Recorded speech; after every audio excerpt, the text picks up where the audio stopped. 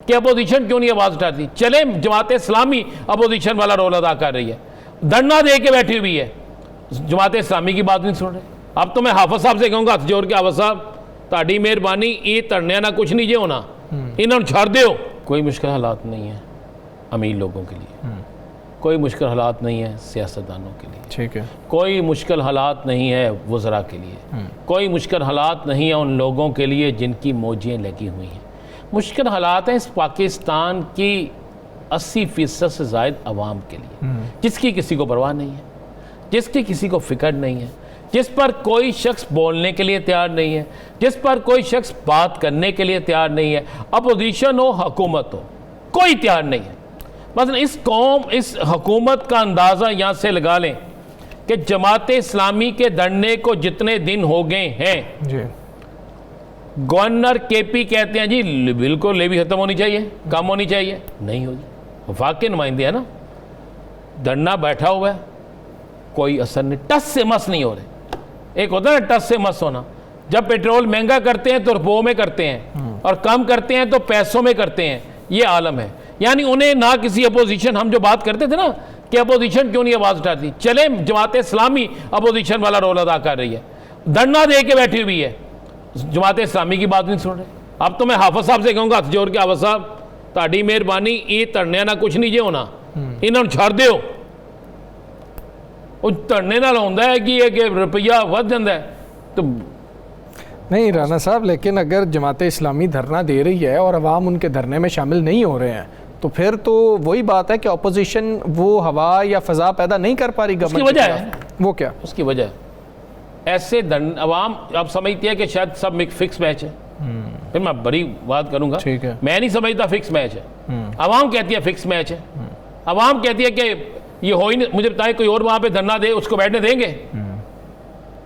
वहां पर मैंने लाहौर में देखा है 25 नबीने आके धरना दें तो घंटे बाद कहते हैं डीएससी ये साइड करो, उसे कुट के चुकना है। क्या बात करते हैं ना, फिर वो लोग ये समझते हैं कि शायद ये फिक्स मैच ना हो। मैं नहीं कहता कि जमात इस्लामी फिक्स मैच करती है, मैं समझता हूँ हाफिज नईम साहब एक बड़े डिसेंट है, एक नई क़यादत है, गुबरते हुए हैं, वो नहीं ऐसा कर सकते। लेकिन हम समझते हैं अगर आप नहीं, फिर हुकूमत समझती है बेज़रर से है, फ़ायदा ही कोई नहीं है, बैठे रहें, हम इनको नहीं भी उठाएंगे, तो हुकूमत यानी कि उनको इंपॉर्टेंस ही नहीं दे रही।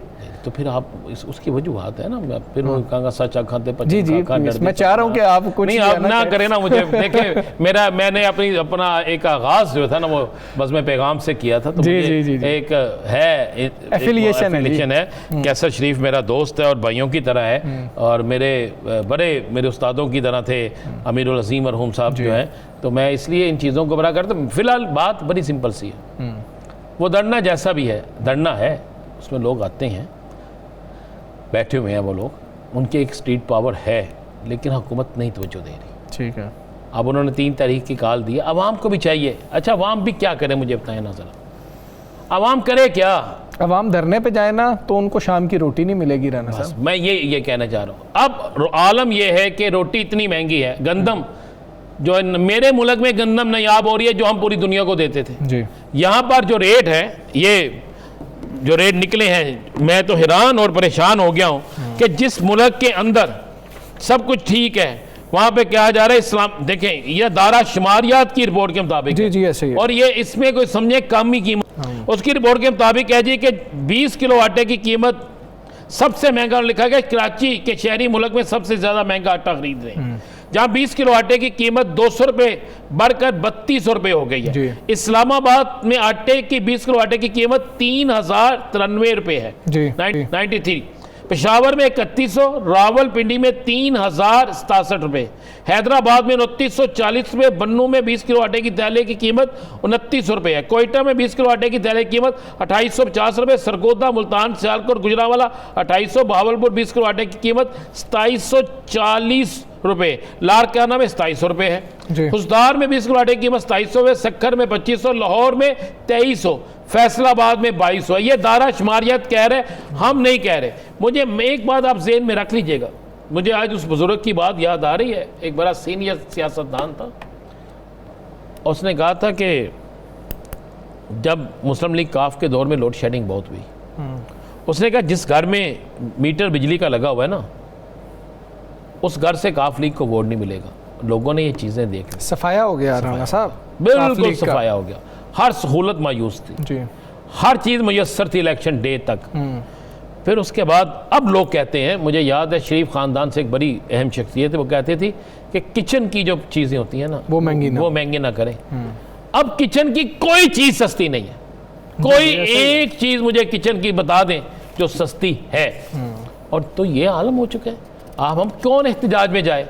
एहतजाज में जाने के लिए किस तरह जाए? क्या कोई रात को अपने बच्चों को जी भूखा देखेगा? सर दिहाड़ी मरती है। उसके बाद कमाल की है यार, मैं तो कह रहा हूँ, मैंने जिस तरह कह रहा हूँ कि आज मैं अमीर हूँ, अगर आज आपने मुझसे, आपने साकब ने कोई चीज़ खानी है, अगर आप चाहते हैं कि आपका मैं किसी 5 स्टार होटल में आपके लिए कुछ करूँ तो मैं आज हाजिर हूँ। साकिब साहब आप तो नहीं पहुंच सकते हैं, मैं नहीं देखे ना फायदा उठाऊंगा। जी साकिब साहब, आप मुझे पूछ रहे हैं ना साकिब साहब क्या है? राना साहब एक कमेंट, जी प्लीज एक कमेंट करूंगा सर, आप जारी रखिएगा कि उन्होंने इसीलिए टेक्नोक्रेट को वज़ीर-ए-आज़म बना दिया, जो 2021 में भी आ रहा, 26 में भी आ रहा, अवाम ने मुस्तरद कर दिया, उन्होंने वज़ीर-ए-आज़म बना दिया। उन्होंने अवाम को बताया कि तुसा वोट राना साहब आपने इतनी सेविंग्स कहाँ की हैं? जनाब पेट्रोल रात का सस्ता हुआ है, मैंने जो रात को पेट्रोल सस्ता हुआ है पूरी रात में सोया ही नहीं। ये तो फिर है कि अगर आप रोजाना पूरी रात इसलिए नहीं सोया, 5 लाख लीटर डलवाते हैं तो पूरी रात भाईजान मैंने गेट पे अपने चौकीदार को कहा, महल्ले वाले को, मैं कहा गेट पे खड़ा हो जा,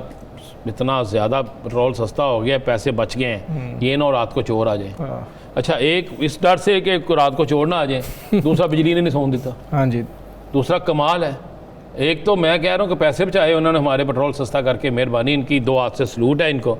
और दूसरा माशाल्लाह पता चलता है, घर जाते हैं ना, यहाँ से अभी प्रोग्राम ख़त्म करके घर जाएंगे तो अंधेरे में जाएंगे और जाके लेटेंगे तो ये सोच के लेटेंगे या अल्लाह बिजली आई है जी। अच्छा बिजली आएगी, वो सिर्फ हमें बतानी आएगी कि मैं आ गई हूँ, बिल में बड़ा आना है, फिर चली जाएगी जी। मतलब ये तो आलम है, लाइट बिजली लोडशेड। देखिए ना कैसा हमारा मुल्क है, हम कितने तरक्की याफ्ता हैं। हमारे वज़ीर-ए-आज़म साहब से लेकर हर शख्स जब आता है तकरीर करने, अपोजिशन लीडर से लेकर हर चीज़, अब होता क्या है तरक्की का, ये हमारा राज है कि बिजली हमारे पास नहीं है, गैस का लोड जो है शॉर्ट हमारा है।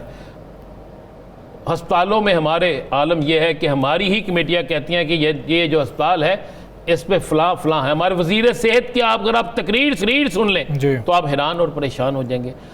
तो फिर मुझे बताएं, तलीम हमारे पास नहीं है, सेहत हमारे पास नहीं है, बिजली हमारे पास नहीं है, गैस हमारे पास नहीं है, कर्जे रोज़ बरोज़ हमारे बढ़ रहे हैं, तो हम तरक्की कौन सी कर रहे हैं? मुझे ये तो बता दें, हम तरक्की कर कौन सी रहे हैं? हम किस चीज़ में तरक्की कर रहे हैं?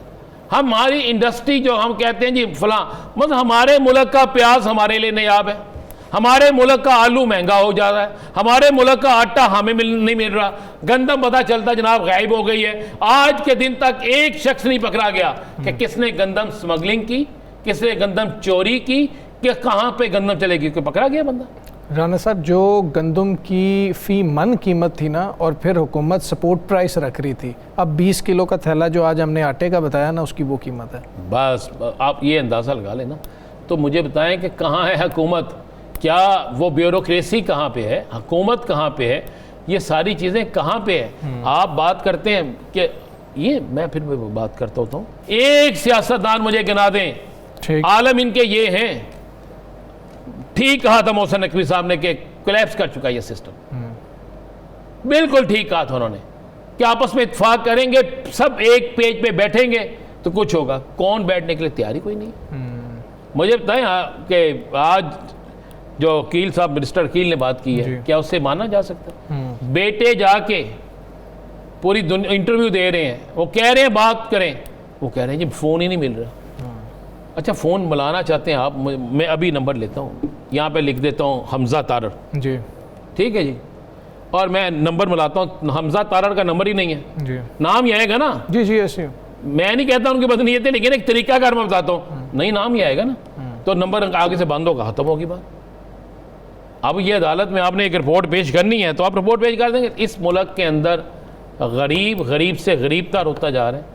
मौजें उन लोगों की है जो माला माल हैं, मौजें उन लोगों की है जिनको TADA मिलता है, मौजें उन लोगों की है जिनके लिए 24 घंटे AC चलता है। मैंने तो साकिब बशीर साहब से रिक्वेस्ट की थी, इन्होंने ना हमारी रिक्वेस्ट जाके पहुंचाई पार्लियामेंट हाउस के अंदर। आज भी मैं इजलास में देख रहा था साकिब साहब, कुछ लोग वहाँ पर सुकून से नींद पूरी कर रहे थे। जी ऐसे ही घर में भी करते हैं, वहाँ पे भी नींद पूरी करते हैं। हो सकता है ना उधर भी लोड शेडिंग हो रहा ना साहब, तो वो उधर नहीं जाके उन्होंने करा नहीं जी हुंदी लो की गल कर। अच्छा साकिब जिस साहब मुल्क के अंदर माखर में सिर्फ जी, जी, कह दूँ, ईवान सदर, वज़ीर आज़म हाउस, हर चीज़ मौजूद हो, उस शहर के अस्पताल का ये आलम है। और आज की सिर्फ एक शख्स की गुफ्तगू है, उससे मैं अप्रिशिएट करता हूँ, सिर्फ एक शख्स की गुफ्तगू हमें वो चलानी चाहिए थी, हमें वो दिखानी चाहिए थी, वो था परवेज़ रशीद। अच्छा परवेज़ रशीद साहब ने आज ठीक है कि ऊपर से लेकर नीचे तक सबके इलाज इस अस्पतालों में हो, सरकारी अस्पतालों में हो, सबके बच्चों के इलाज सरकारी अस्पतालों में हो, तो आपको ये शिकायत नहीं मिलेगी। अभी शेर अली साहब ने भी कहा कि जो जिम्मेदार है उनको फांसी दे देनी चाहिए। ये बड़ी इंपॉर्टेंट चीज़ें हैं कि जो भी पहले तो जिम्मेदारान का तयन हो जाए, यही बहुत बड़ी बात होगी। जिम्मेदारान के तयन तो बाद सबका इलाज का तो हुक्म फरमाए ना, कि अगर कोई ब्यूरोक्रेट कहीं और से इलाज कराएगा, कोई MPA कहीं और से इलाज कराएगा, MNA किसी सरकारी अस्पताल के बाहर से इलाज कराएगा, वज़ीर आज़म कहीं और से कराएगा, हाँ ये बहुत जरूरी कोई भी सियासतदान कहीं और से कराएगा, उसे फारग किया जाए, कराए ना ये ऐलान। मैं कह रहा हूं परवेज़ रशीद की इस बात को मैं अप्रिशिएट करता हूँ। ठीक है, ठीक है उसने, ठीक है साकिब साहब, चूंकि बात पिम्स सानहे